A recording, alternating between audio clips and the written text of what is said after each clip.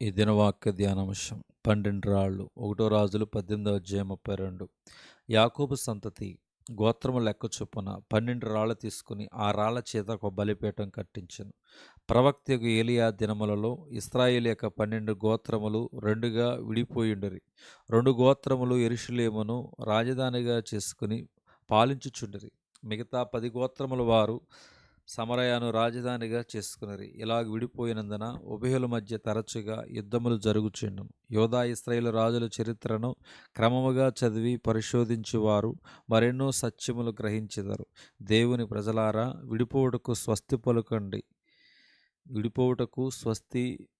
పలుకండి. చేదు వైరాగ్యము, క్షమించరాని స్వభావములను తొలగించి దేవుని ప్రేమ చేత కట్టబడండి.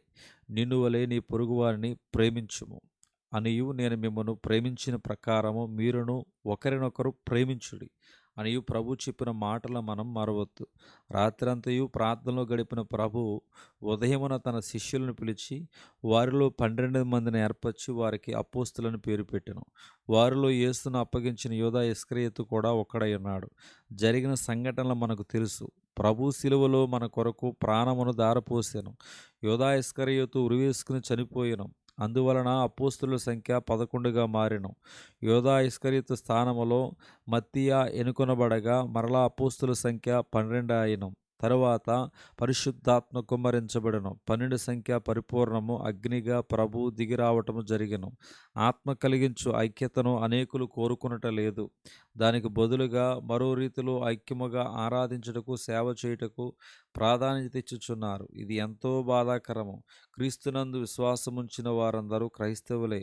ఎక్కడెక్కడో పుట్టి ఎక్కడెక్కడో పెరిగి ఉండవచ్చును గాని క్రీస్తు రక్తములో కడగబడినప్పుడు సీయోనును కొండకును జీవము గల దేవుని పట్టణమునకును అనగా పరలోకపు యెరూషలేమునకును వేవేల కొలది దేవదూతల యొద్దకును అనగా పరలోకమందు వ్రాయబడిన జ్యేష్ఠుల సంఘమునకు వచ్చి ఉన్నాము.